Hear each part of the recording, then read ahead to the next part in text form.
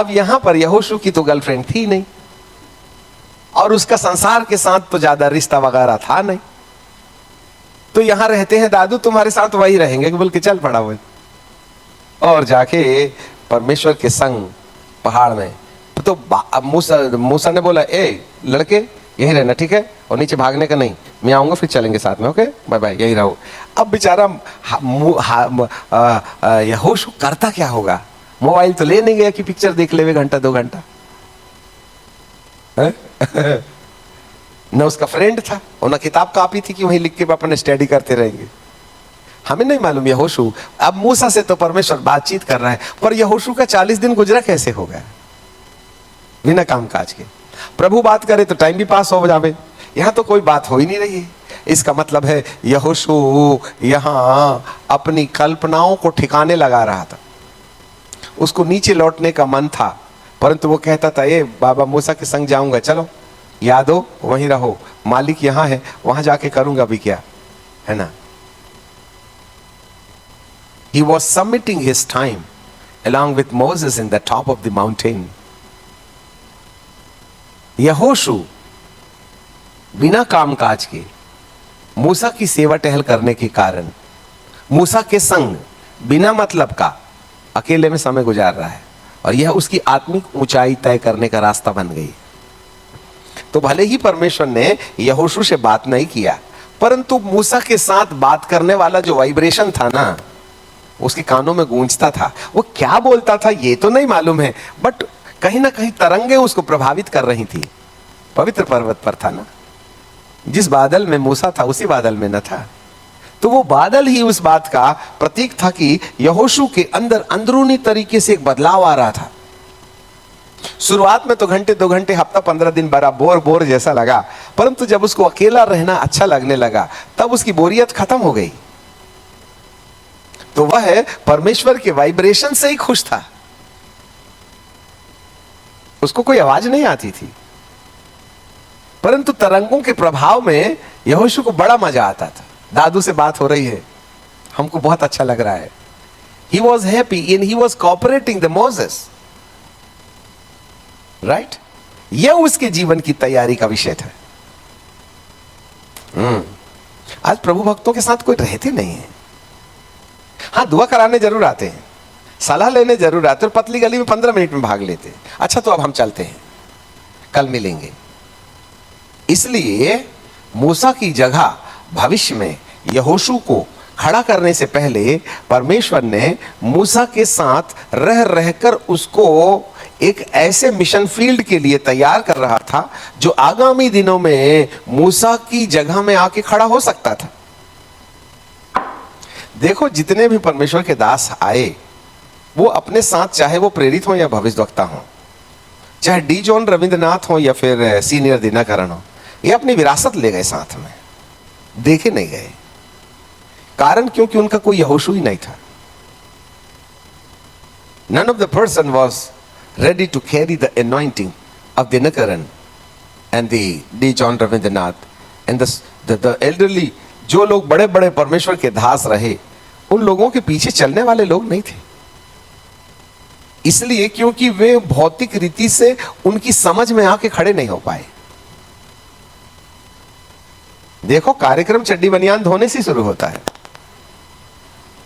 Elisha को भी परमेश्वर ने इससे पहले, देखो एलिया बाबा तो पहले कह दिए थे संभाल तेरी बागडोर, मेरे को मजा नहीं आता, मैं तो मरने तैयार हूं। तो प्रभु ने बोला ठीक है, मरना चाहता है ना, बाद में मारूंगा, चल पहले तेरी जगह तो तैयार कर दूं। तब वो हो रहे भैया एलिया को गुफा में ले जा गया, मैं भूल गया, हो रे पहाड़ में।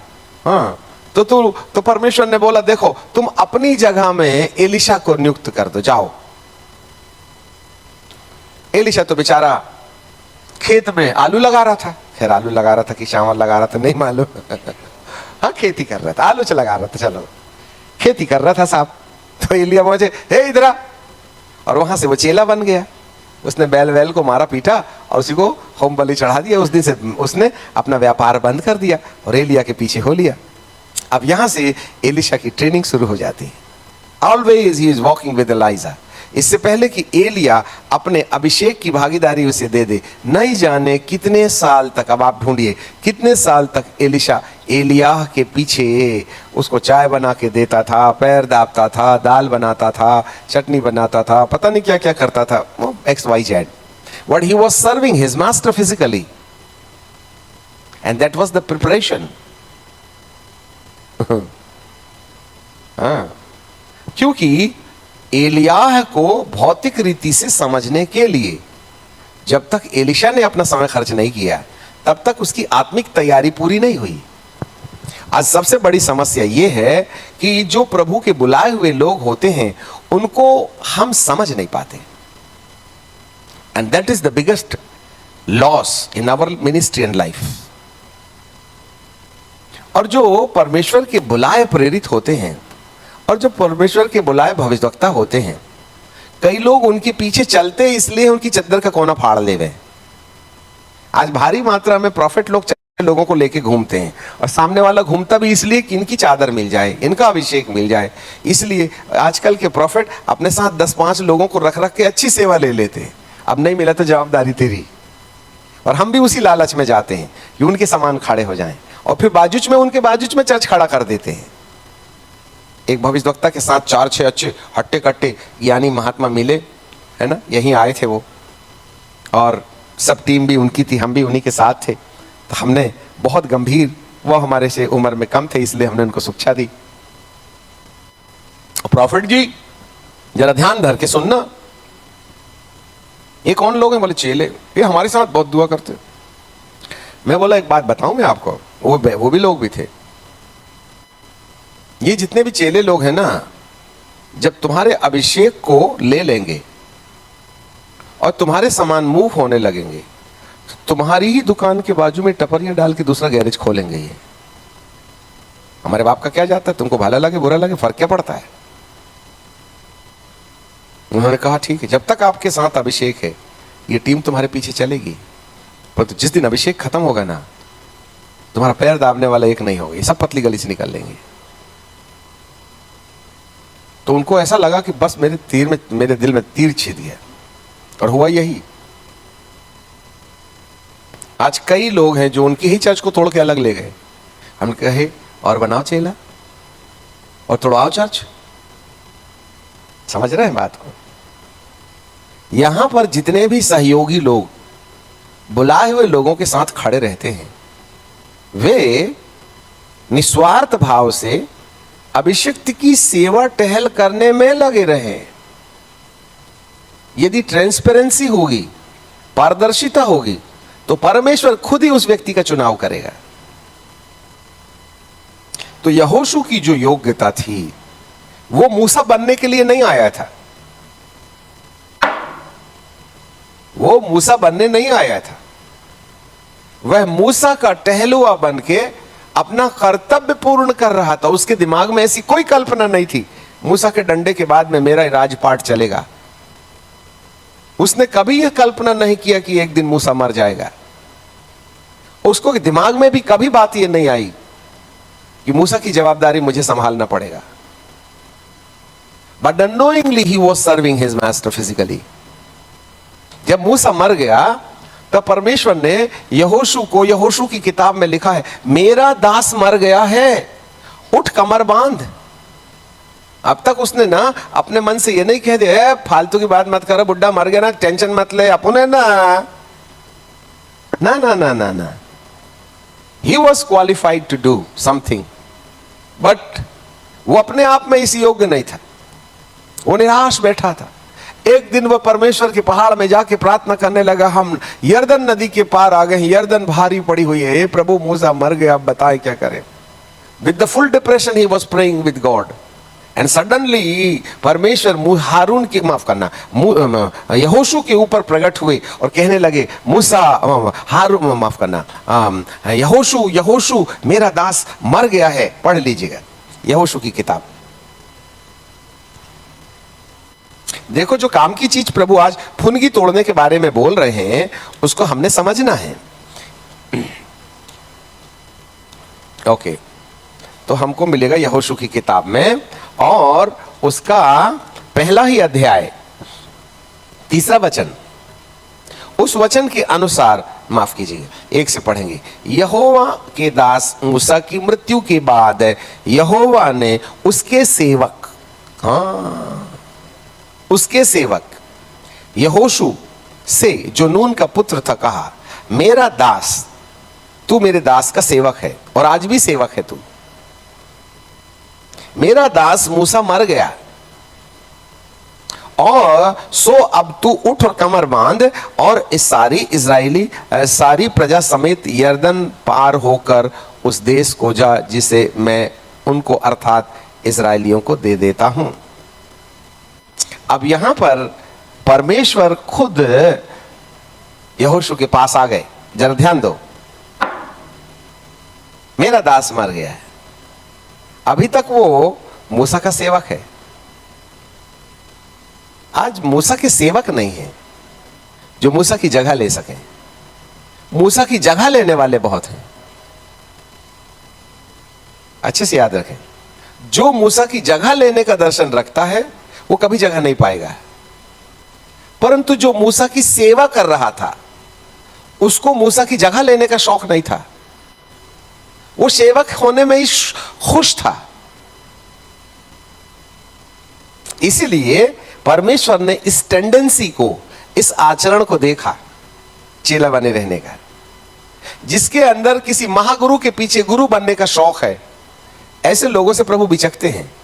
जो एक गुरु के पीछे चेले के समान आखिरी तक चेला बने रहने की मनसा रखता है, गुरु के आगे नहीं जाना चाहता है, तो ऐसे व्यक्ति परमेश्वर की आंखों में चुभने लगते हैं। और फिर परमेश्वर ऐसे नम्र दीन व्यक्ति का चुनाव करता है। यहोशू के पास, कालेब के पास नहीं गया, और भी थे बहुत से लोग, खैर नहीं थे, बुढ़े तो दो ही अकेले थे। कालेब भी तो था ना, परंतु कालेब भी तो, यहोशू और कालेब दो छोड़ के बूढ़े नहीं न थे, बाकी तो सब जवान थे नदी के किनारे। तो कालेब के पास भी जा सकता था, वो कालेब के पास नहीं गया, क्योंकि कालेब और मूसा के बीच में दूरियां बनी रहती थी, और यहोशू और कालेब और मूसा के बीच में दूरियां बनी रहती थी, और यहोशू और मूसा के बीच में निकटतम रिश्ता रहता था। इस कारण से परमेश्वर कालेब के पास जाने के बजाय यहोशू के पास जाके कहता है, मेरा दास मर गया। See? How important it is that someone be near the appointed and the anointed people of God as a servant. ये पुराना नियम था, नए नियम में लागू नहीं होता ये, पर तो सिस्टम तो वही है। हालेलुया। आज हर एक लोगों को याजक के आगे बढ़ जाने का मन रहता है, उनके पीछे रहने का मन नहीं होता। और जो आगे बढ़ जाते हैं वो दूसरी कलीसिया बना लेते हैं, और जिसने दूसरी कलीसिया बनाने की हिमाकत की, उसी दिन से फूंगनी टूटी और वहां से उसकी ग्रोथ रुक जाएगी। एक भी व्यक्ति ने पहाड़ नहीं खोखाड़ दिया जो अपने आगुए से आगे निकल गया, वरन जो था वो भी खो दिया। ये परमेश्वर का अपना एक सिस्टम है। इसलिए डिसाइपल बने रहना, चेला बने रहना, ये वो संपत्ति है जिसको प्रभु पसंद करने लगता है। आगे बढ़ने का मन ये खतरनाक है। चेला बने रहना परमेश्वर के चुनाव में आने का रास्ता है। इसलिए अपने से बड़ों को शिक्षा मत दो आप। यदि वो बोले मुर्गे की 3 टांग होती है तो मान लेना चाहिए, और 2 के बजाय 3 देखना शुरू करो, तो चेले बने रहने से एक दिन परमेश्वर के चुनाव में आ जाओगे। उनको अकल बांटे तो तुम्हारी अकल को लगा छेद। जैसे ही तुम अगुए को ज्ञान बांटोगे, घुन लग जाएगा। फिर प्लाई ऊपर से अच्छी लगेगी, परंतु ठोकोगे तो भद्द भद्द बजेगी। परमेश्वर ट्रांसपेरेंसी पर विश्वास करता है। उन डगालों का कोई काम नहीं जो मुरझा गई हैं, उसको फुनगी चाहिए जिसको वो तोड़ेगा। यदि कोई ऊंचे वाले पहाड़ में जाना चाहता है तो फुनगी की दशा प्राप्त करनी पड़ेगी, जिसमें कोमलता रहती है। ये कोमलता यहोशू ने मेंटेन करके रखा था। इसलिए परमेश्वर मजबूरन कालेब के पास जाने के बजाय यहोशू के पास आके कहते, मेरा दास मर गया है। वैसे तो ये विरासत यहोशू की थी, पर यहोशू क्वालिफाइड नहीं था। क्योंकि उसका ज्यादातर समय लोगों की झंझट में गुजरता था, इसलिए झंझटें सुन सुन के वह अपना माथा खराब कर लिया करता था। और इस कारण से जब वो परमेश्वर के चरणों में जाए ना, तो ये झंझट वहां सताती थी उसको। बड़े मुश्किल से दिन गुजरता था यहोशू का, जब वो मूसा के साथ पहाड़ में जाता। क्या क्या मामू इतना देर देर दुआ करते हो यार, मैं तो बड़ा बोर हो जाता हूँ नीचे, थोड़ा शॉर्टकट किया करे ना।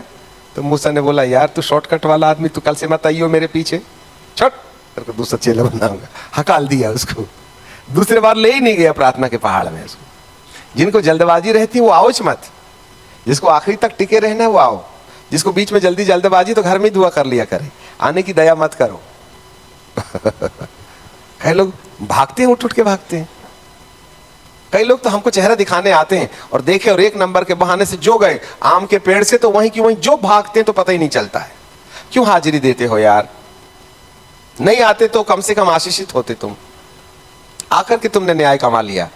परमेश्वर और परमेश्वर के भक्त यहाँ पर है, तुम पतली गली से गेट से निकल गए। ये दया क्यों करते हो आप यह भूमि में अपने नापाक पैर रखने की? तुम घर में भले हो, क्योंकि यहाँ भी फायदा नहीं और वहां भी फायदा नहीं। इसलिए परमेश्वर के भवन में जाओ तो धैर्य के साथ जाओ, काम धाम निपटा के जाओ, जल्दी से बैग पकड़ के मत जाओ। जिसको जल्दबाजी है वो घर में ही रहे, मत आए, ज्यादा अच्छा है। क्यों अशुद्ध पैरों से परमेश्वर के भवन को पवित्र करो आप। जब आपका मन ही नहीं लगता तो वहीं रहो। यहोशू ब्रांड, तुम सब हारून ब्रांड के हो, जिनको परमेश्वर कभी अपनी ड्यूटी नहीं देगा। हालेलुया। इसलिए परमेश्वर के भवन में आए तो फुर्सत से आना, प्रभु भक्तों के साथ दोस्ती करे तो धीरज से आखिरी तक निभाना है। हर समय चेले बने रहो तो आगे चल के गुरु के भी महागुरु बन सकते हो आप। और पहले ही तुमको गुरु बनने का शौक है तो खतरा रहेगा, क्योंकि वहां फिर कूटनीति और राजनीति की कल्पनाएं आने लगेंगी। और जब एक बार कूटनीति राजनीति का मन दिमाग में आया तो प्रभु कहेंगे ये खटीक के काम का है, अपने काम का नहीं। ये गाय दूध नहीं देती, फुनगी चाहिए, फुनगी, कीड़ा लगी डाल नहीं चाहिए, मुरझाई डाल नहीं चाहिए, समझौतापूर्ण डाल नहीं चाहिए। इनोसेंट माइंड, जिनका हृदय बहुत ही सॉफ्ट है, जिसमें कोई पॉलिटिक्स नहीं है, कोई राजनीति नहीं है, कोई अहमियत नहीं है, अपने आप को महान बनाने की कोई कल्पना नहीं है। मैं विरासत में, मेरा भविष्य भी कुछ हो जाएगा, इस बात की कल्पना करने से यदि परे रहे तो आप चुनाव में आ सकते हैं। अब मूसा के संग रहते रहते एक पद और पढ़ते हैं ना, निर्गमन की किताब 33वां अध्याय और उसका 11 पद निकालिए, पढ़िएगा। निर्गमन की किताब 33वां अध्याय 11 पद। और यहोवा मूसा से इस प्रकार आमने सामने बात करता था जिस प्रकार कोई अपने भाई से बातें करता है। और मूसा तो छावनी में फिर आता था।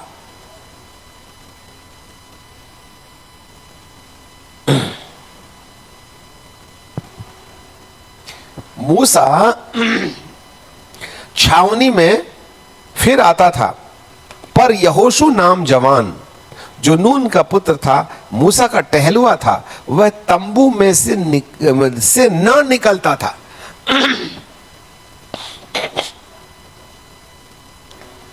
मदद करने जाता था मूसा के साथ, कहां? मंदिर के अंदर।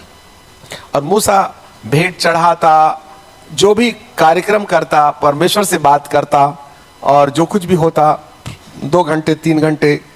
और ये भी मंदिर के उस भवन के आंगन में किसी कोने में खड़ा रहता या बैठ जाता, मालूम नहीं क्या करता। परमेश्वर और मूसा की बातचीत के दौरान जब परमेश्वर और मूसा की बातचीत समाप्त हो जाती थी तो यहोवा का तेज चला जाता था। जब यहोवा का तेज चला जाता था तब मूसा हिमाकत करता था मंदिर से बाहर आने की। जब तक तेज है, मूसा निकला तो दोबारा मौका नहीं मिलेगा, याद रखना।